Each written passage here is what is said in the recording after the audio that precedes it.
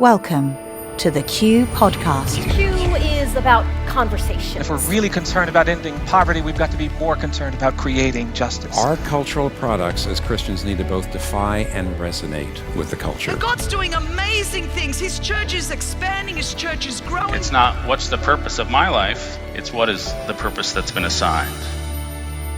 Stay curious, think well, advance good. This is Q.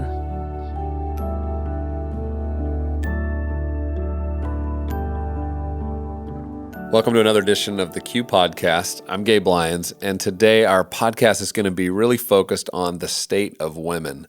We're going to hear a talk from Noel Yeatts, who's an active advocate for social justice, humanitarian needs all around the world. She's the vice president of World Help, and in that role, she has been around the world and observed what's happening around the globe. What is the plight of women? And we asked her to do this talk because we knew it was important for us to understand not just what is the Western view of women and how are women doing in Western cultures, but also what about in developing worlds and in countries that don't always have the same access to some of the possibilities or the same rights. And so in this talk, she really helps walk through the stories of women and the way in which women are being impacted in difficult ways. And she talks about specifically the sex trafficking problem that's happening around the world. She's been very intricately involved in this personally through her own work. She even wrote a book called Awake, Doing a World of Good, One Person at a Time. She lives in Virginia, and she's somebody who I think you're going to find quite compelling. And it's one of those talks where I'd encourage you to go online and watch at qideas.org because she has several slides that she walks through that you won't get to appreciate by listening only to the talk. But I think you'll understand from listening to the talk that her heart is for women. Her heart is for us as a church to understand what's happening and to bring those stories front and center, to make us a little bit uncomfortable as we think about the justice that's needed in the lives of these women. So let's listen in now to Noel Yeatts.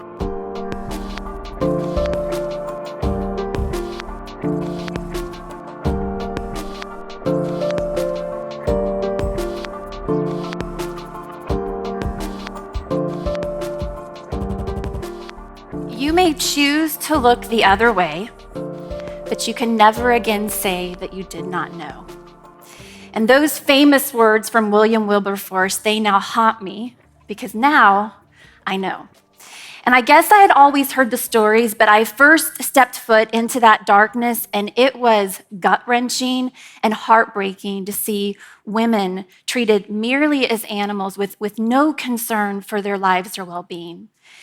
And by far the moment that broke me was when I went inside a dancing bar in the heart of the red light district in Bangkok, Thailand. And I don't say any of this to be exploitive or to get a reaction, but to simply tell you the truth. But the truth is, there really are no words to describe what I experienced in there. And what you think probably shocked me was really not the case. It wasn't the graphic nature of the girls dancing, but rather it was the interaction between the girls and the customers. Because you see, each girl was numbered. They were numbered. Small pieces of paper pinned to whatever threads of clothing that they may have had on.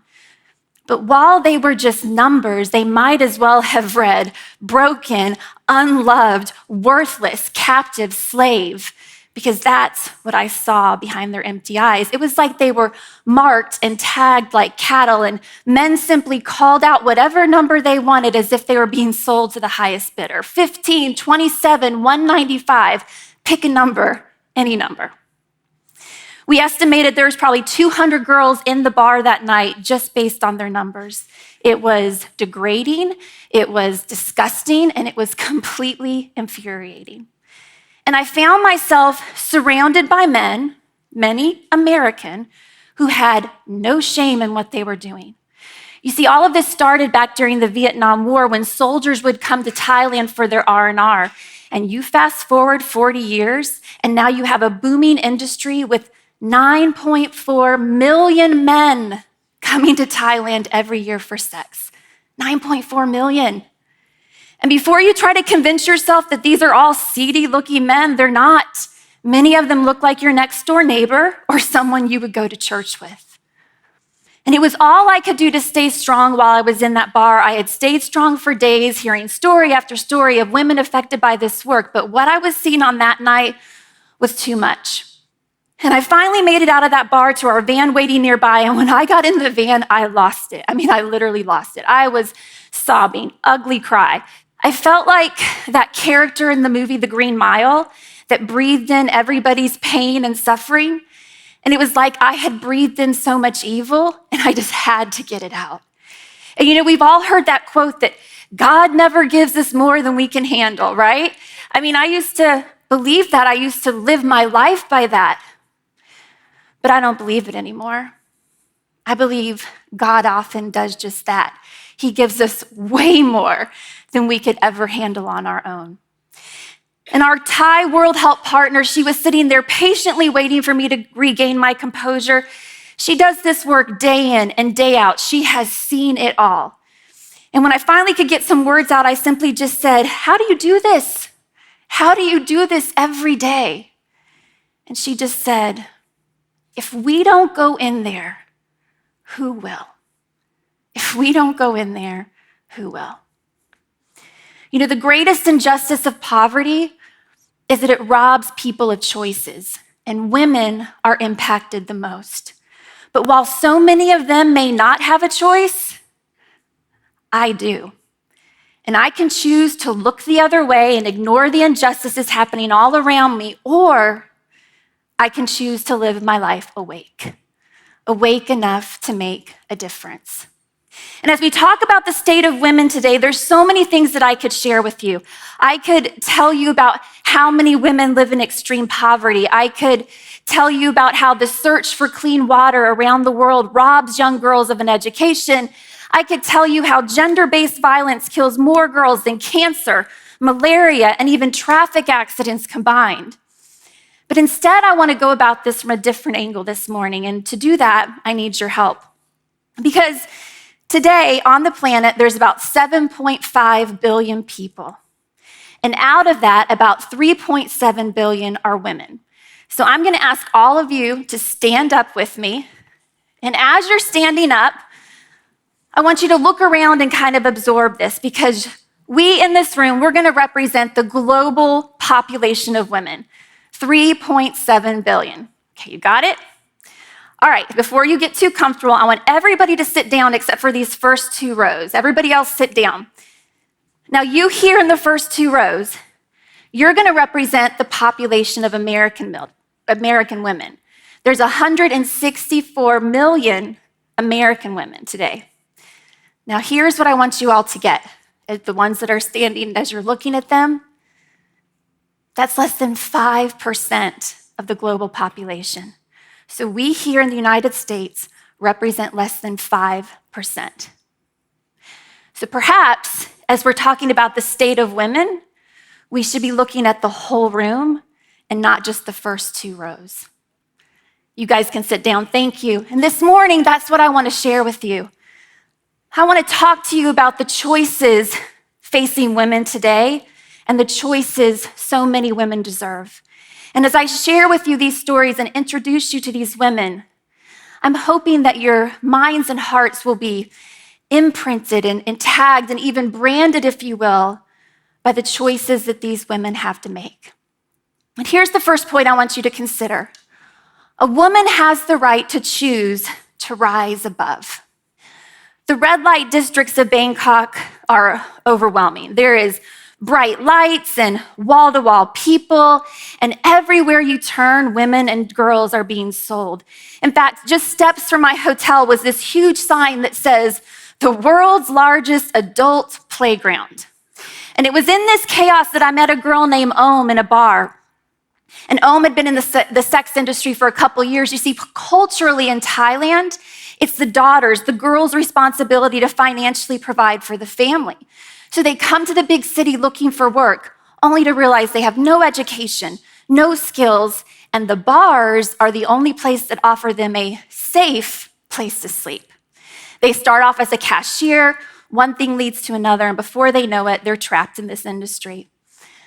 I was surprised to hear that Om was just a few years younger than me, and we both had sons the exact same age.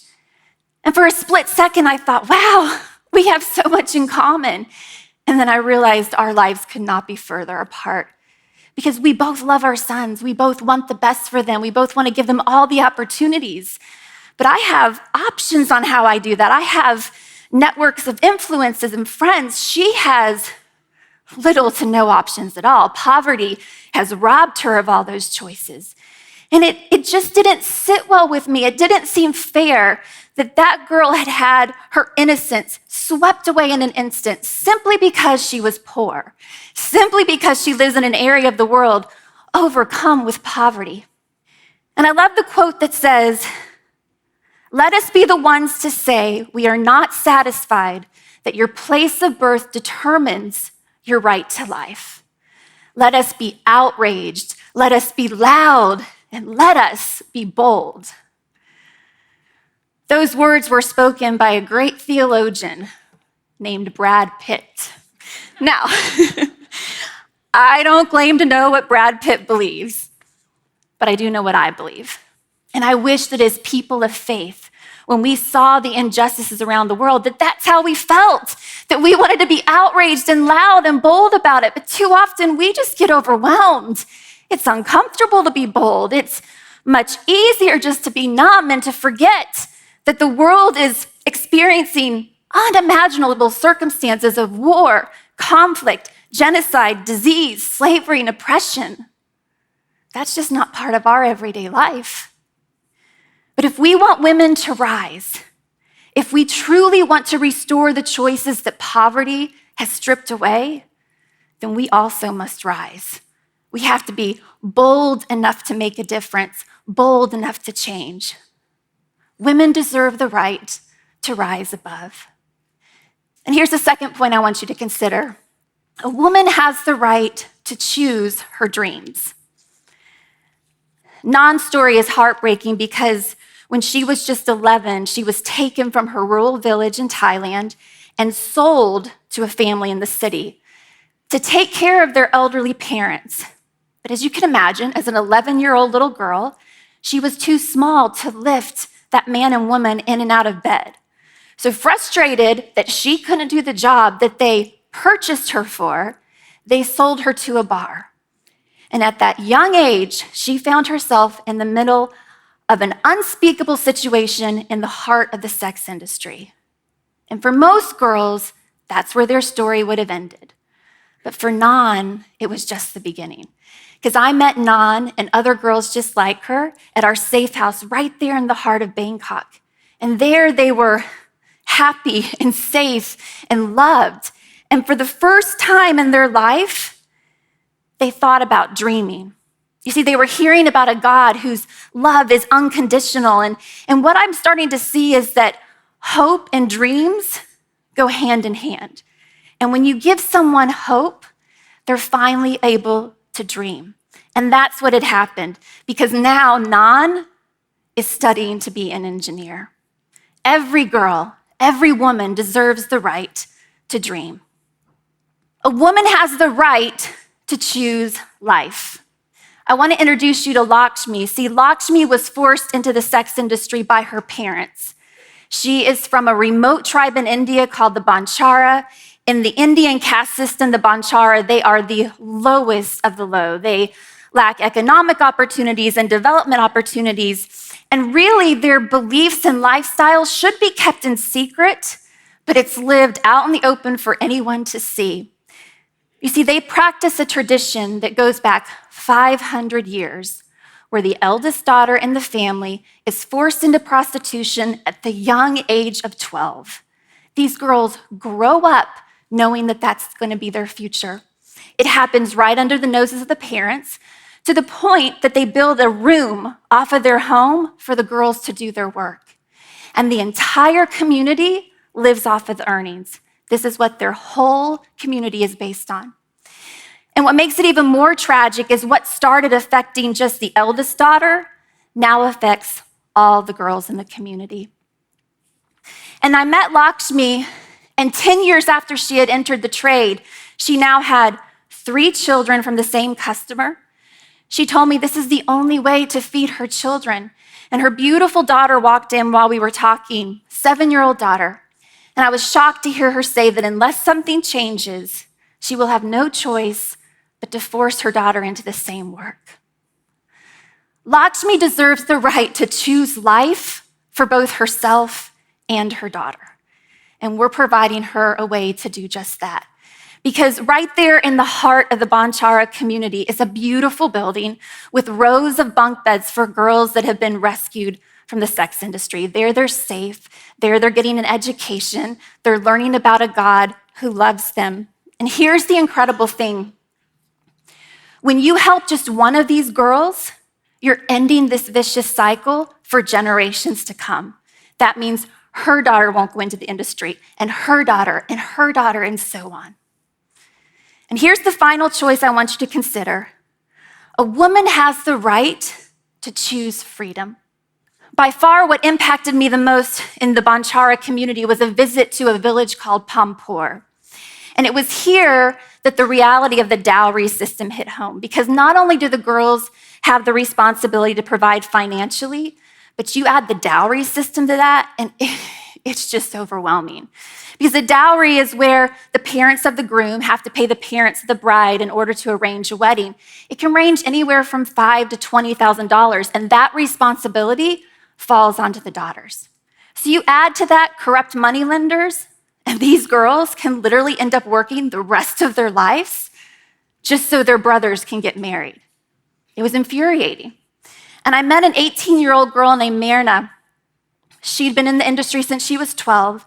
She has 4 brothers and 4 dowries. She will have to work the next 40 years in order to pay off that debt. She told me she's regularly abused and mistreated. That's just to be expected. But most importantly, she told me that if she had a way out, she'd take it. She is longing for the freedom to break this vicious cycle. And I think I would have left that community completely devastated and hopeless, because the next thing I saw was in the background, customers waiting for her. While we were talking to her, the customers were waiting in the background. That was her reality, and I felt like darkness was staring me in the face. But right behind where we were talking to her was a beautiful church building under construction. You see, World Help has been working in this community for the past 2 years, providing clean water. And through that, we won the trust of the community. We proved that we didn't just care about where they would spend eternity, we cared about their lives on earth right now. And at World Help, we call that help for today and hope for tomorrow. And that approach changed everything. Because then pastors were able to go into the village and rescue even more girls and start this church that is not only going to be a place of worship, but a community outreach center, a place to change this culture from the inside out. Because how do you change a 500-year-old tradition? How do you invade such darkness with light? With freedom. Physical freedom from the bondage of that work, and spiritual freedom that only comes from the transforming power of God's love. You see, the world has branded these women as unworthy, unloved, broken, slaves, and captive, but God is rebranding them. He has imprinted and tagged on their hearts the words loved, priceless, redeemed, daughter of the King, and set free. These women may feel that they don't have a choice, but we can change that. A woman has the right to choose to rise above, to choose her dreams, to choose life, and to choose freedom. You know, I like to consider myself a strong and powerful woman. And I couldn't be more supportive of women's rights. I want every woman, every girl to realize their dreams. In what seems to be the most divisive time in our history, I'm having trouble finding myself represented in the women's movement of our day. And it's not that I don't think that the issues facing us right here at home are important or compelling. That's not it at all. But as I've watched the masses of women come together to give a voice to the issues of our day, one thought keeps coming to mind: that women represent half the human race, And we here in this room, we only represent a small part of it. So what would happen? How much work could be done? How much good could be accomplished if we focused on the true global issues facing women today? And if we really cared about the common good of our sisters around the globe, maybe we would use our freedom of choice a bit differently. Nelson Mandela once said, "May your choices reflect your hopes, not your fears." May we use our power to choose freedom.